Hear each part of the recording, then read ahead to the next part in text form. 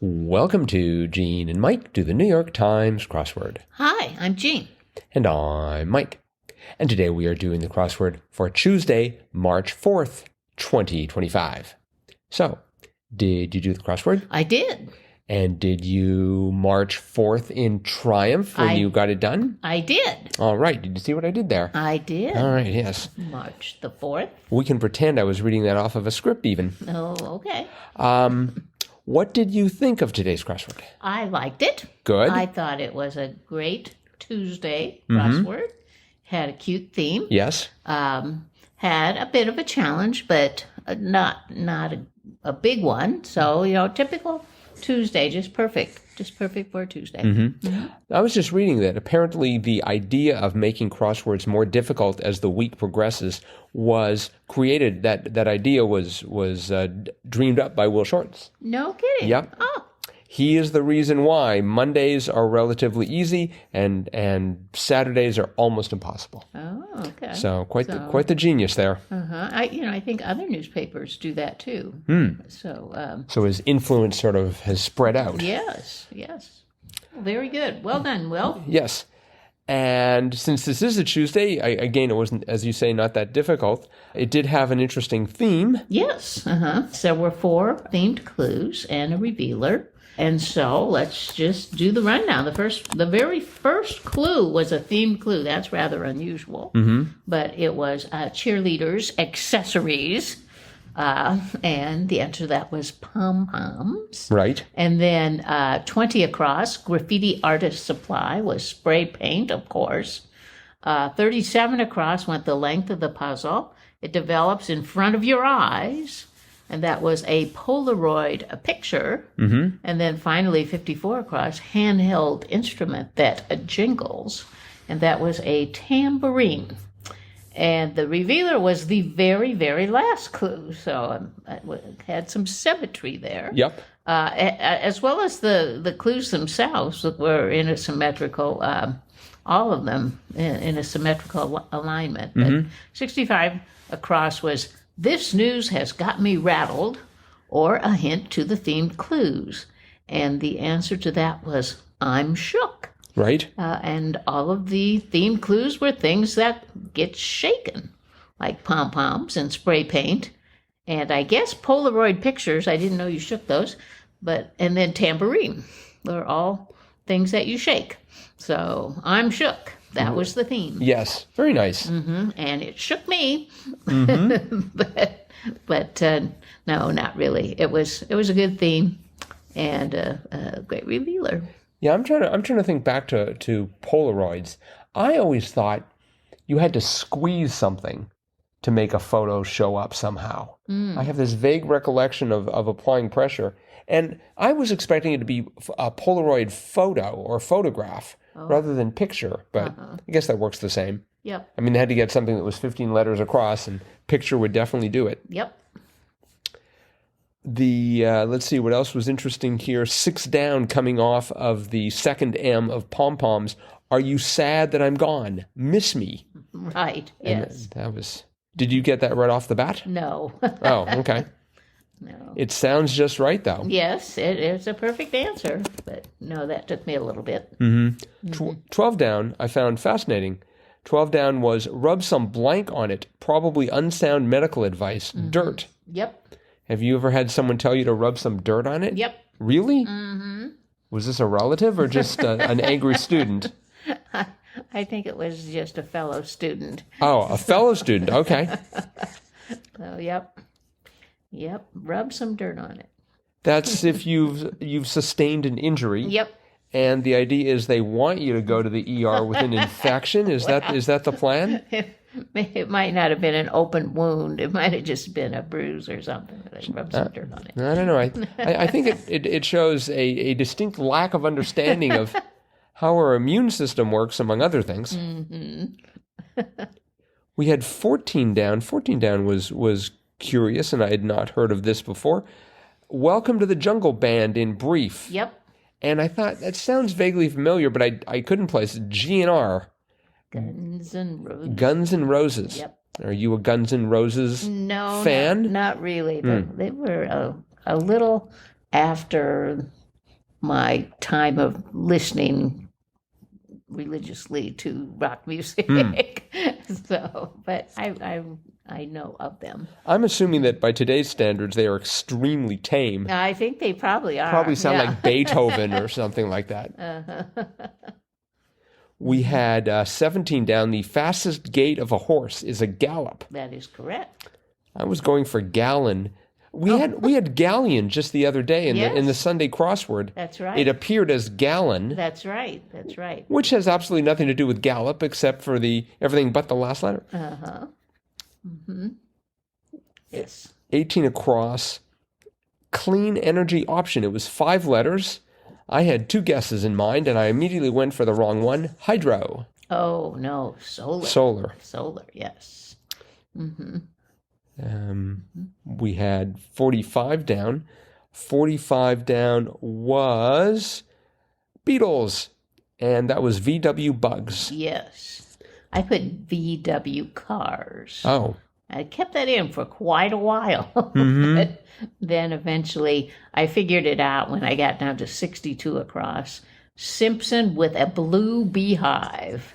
And I knew that had to be the mother, and I couldn't remember her name. But eventually, it's Marge. And so then I had the G. And so I thought, I bet it's Bugs, not Cars. It really is important to have a good working knowledge of The Simpsons. You really do need that to do these puzzles. But, I have never, ever watched that show.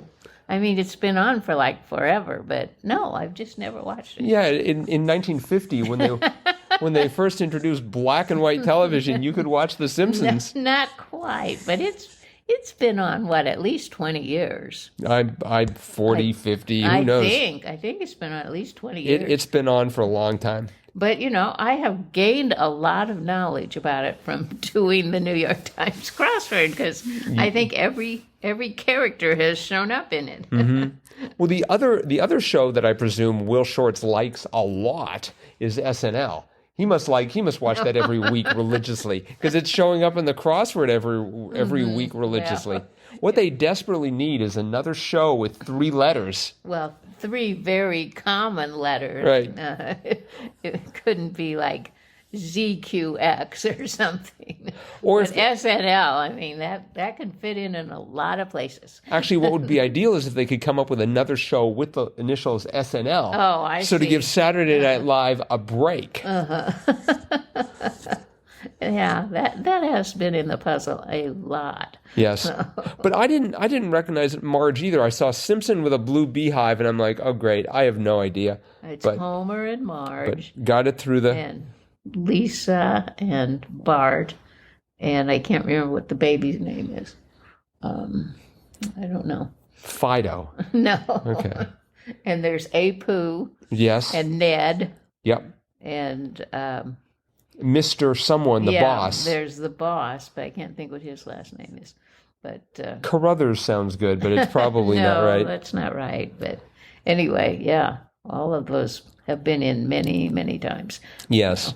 So right under Marge, 64 across, blank me, Father, for I have sinned. I just assumed that first word had to be forgive me. Oh, no. But it was bless me. Bless, yes. I mean, isn't bless, I don't know, I'm not really, I'm a little wobbly when it comes to religion, but it seems to me that when you bless someone, you're sort of, that's a positive thing to do. Mm-hmm. I mean, don't you want to sort of like, criticize me, Father, for I have sinned? It seems that would be more appropriate. Well, it's sort of a roundabout way of asking for forgiveness. Okay, it's like be kind to me. Blessing, is to do something good. So be kind to me, for I have sinned. I think they should just be right up front with it. Forgive me. Don't beat about the bush. Right. Uh-huh.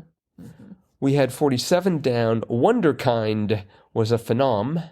Yes, that was kind of different. And then right next to that, I was so annoyed. 50 down, eel on a sushi menu. I'm like, we just had this. Mm-hmm. And when I got it the first time, I thought, I'm never going to remember this. And I didn't. It was just like a couple of days ago. The answer was unagi. That's right. So.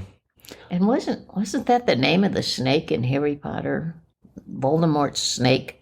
was unagi. Really? I think it was. Maybe that's what he was having for lunch. Perhaps. Now, the A of unagi ran into 60 across. It looked like make two do's say, because that's how I was trying to parse it, but it was make two dos say, and it was Dos. translate. Dose.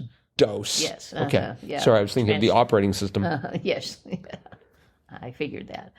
So I thought that was sort of cute. I had a little trouble with 48 across. Equestrian's cry.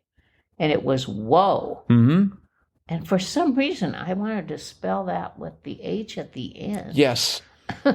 Is that a way to spell whoa? Yes. Whoa is one of those words, you can take the letters and permute them any way you want, and it's still pronounced whoa. You could do HOWA, and it should be pronounced whoa, according to Merriam-Webster. No kidding. Yes, it's one of the very few chameleon words where permutations don't affect the pronunciation at all. Oh, I see. Well, OHAW, whoa. I put Also, Iowa, whoa. A-H, whoa. And that last letter, the A, which I thought was an H, but was an A, crossed with 39 down, which also was a little bit of a stumper. Start of many souvenir slogans. I'm like, what could that be? But it was I Heart. Right. Like I Heart New York or I Heart Northeast Wisconsin. Well, I had the I and the H because for 42 across, didn't expect to see you here, and it was oh hi, and I was sort of ready for that. So, I suppose you could have made it some sort of a symbol about oh hi, oh, but then that would become a state. That is true. All right, I think that is it for the crossword. Okay. So let us move on then to Triplet Tuesday. And for new listeners, Triplet Tuesday is that segment where one of us reads 3 clues to the other. The answer to all 3 clues is one 3-letter answer, and the object is to guess that answer in as few clues as possible. We do it 3 times, hence the name Triplet Tuesday.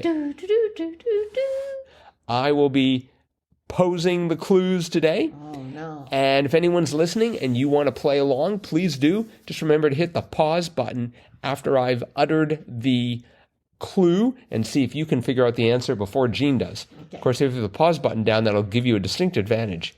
You'll have to repeat the pause button. I'm not entirely sure how this is going to work, but we'll see what happens. Okay. All right, here we go. Your first clue is my beamish blank, Carol. My beamish blank Carol? Yes, my beamish blank is a quote, and the author is Carol. Is that with 2 L's? Yes. So Lewis Carroll. My beamish blank. Oh, I have no idea. My beamished. It's got to be 3 letters. My beamished cat. My beamish cat.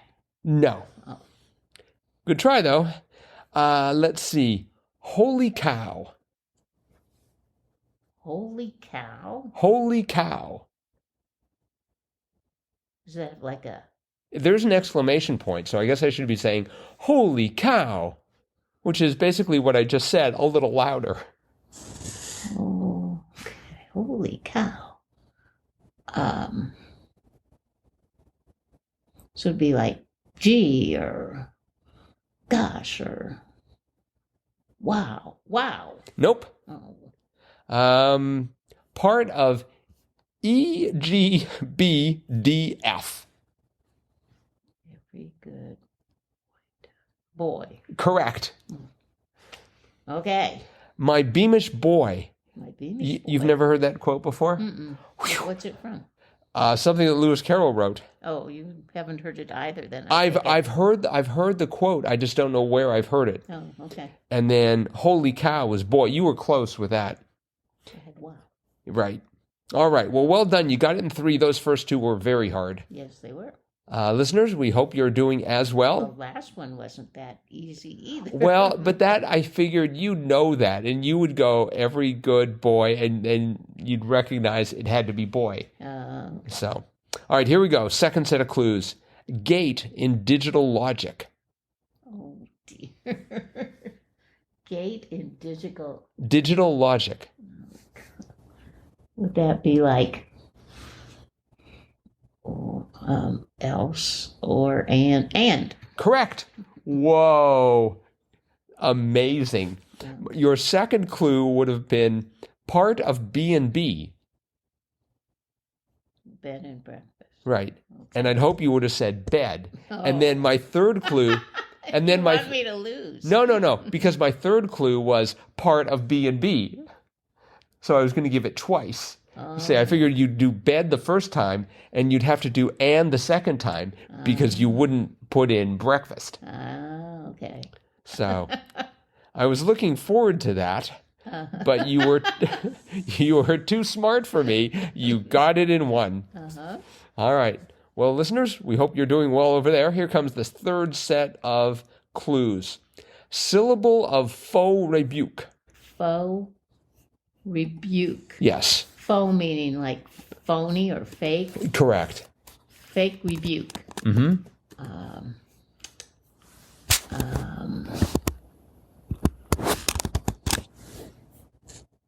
Like fake rebuke. I don't know what a fake rebuke is. You either rebuke someone or you don't. HMM. Nope. No. When repeated, an admonishment. Tisk. Tisk. Tisk. Nope. Oh. Egyptian boy king. Tut. Right. Tut. Tut. Tut tut. That was a syllable of faux rebuke. Faux rebuke. Tut tut. Tut. Tut. Oh, I think of that sort of similar to tisk. Tisk. It is. It is quite similar. But one is real and one is faux.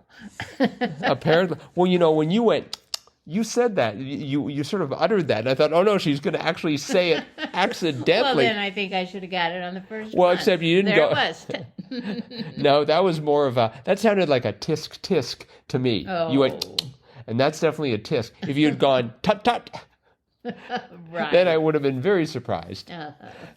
So, Okay. All right, well done. You got all three. Okay. And they were tough. Yes, they were. But you proved your mettle. So good job. Listeners, how did you do? Let us know. Crosswordpodcast at iCloud.com. Okay. That is it for today. So thanks everyone for listening. We will be back again with our cutting edge analysis of tomorrow's crossword tomorrow. Bye-bye.